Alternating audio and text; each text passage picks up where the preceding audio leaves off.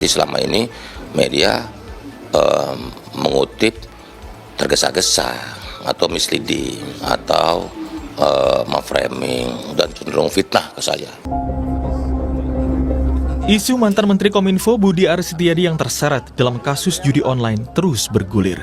Yang terbaru, Budi Aris Setiadi membantah dia melindungi praktik judi online. Budi Aris juga membantah mendapatkan jatah ataupun aliran dana dari judi online. Menurutnya, tudingan keterlibatan dirinya dalam judi online hanyalah fitnah. Jadi menurut yang kami tangkap itu kan disebut menerima alokasi 50%. Nah, pertanyaan berikutnya adalah apakah saya tahu? Saya tidak tahu. Apakah mereka pernah memberitahu? Mereka tidak pernah memberitahu. Yang ketiga, apalagi aliran dana. Gitu loh. Jadi bukan disebut atau menerima, tapi mereka kan itu kesepakatan di antara mereka. Bukan saya bersepakat dengan mereka gitu. Itu lengkap kok di berkasnya. Jadi selama ini media mengutip tergesa-gesa atau misleading atau memframing dan cenderung fitnah ke saya, begitu.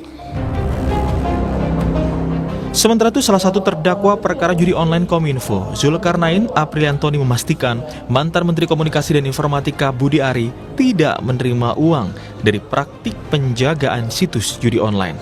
Hal ini disampaikan dalam sidang Pengadilan Negeri Jakarta Selatan Rabu kemarin.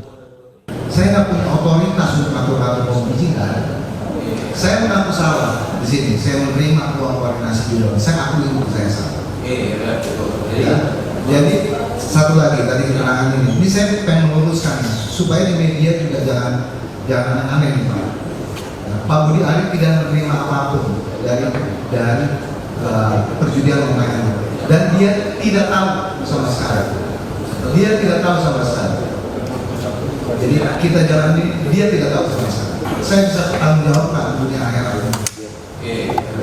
Itu aja Pak. Terima kasih.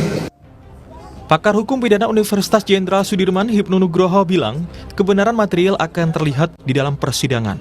Keterangan antara Budi Ari dan para terdakwa yang dikonfrontir diperlukan untuk membuktikan ada tidaknya keterlibatan Budi Ari di dalam perkara judi online. Semua tergantung mau tidaknya para terdakwa terbuka dengan jujur memberi keterangan apa adanya. 4 tersangka nanti Mbak, 4 tersangka ini harus terbuka nanti. Bagaimana terjadi? Betulkah ada kesepakatan? Betulkah sudah menerima? Ataukah hanya menulis dari Pak Andoto tadi? Wah, ini ancang-ancang untuk besok dan sebagainya. Itu yang terjadi. Kalau itu terjadi nanti, ya lain soal. Tapi kalau tidak, ya berarti tidak terjadi apa-apa. Disinilah yang akan dikupas nanti dalam suatu pembuktian, khususnya adalah peran tersangka ini. Apakah nanti membuka ataukah tidak? Ataukah hanya sekedar menulis tadi? Begitu. Nanti, betul. Nanti, makanya kuncinya itu 4 terdakwa tadi nanti. Dia mau membuka atau enggak? Memberikan suatu keterangan yang jelas atau tidak? Bagaimana alirannya? Bagaimana prosesnya? Nah itu. Apakah mau pasang badan? Nah, lain soal kalau pasang badan. Tapi sudah disebut itu kelihatannya juga nggak mau, dia mau berkorban sendiri. Kalau memang betul ya. Kalau memang betul. Sebelumnya nama Budi Ari disebut dalam surat dakwaan jaksa dengan terdakwa Zulkarnain Apriliantoni. Jaksa menjelaskan peran Zulkarnain Apriliantoni. Budi Ari disebut meminta Zulkarnain merekrut orang yang akan bertugas mengumpulkan data website perjudian online hingga jaksa menyebut Budi Ari mendapatkan jatah. Akankah Budi Ari dipanggil dalam sidang dan bagaimana mengusut tuntas judi online ini?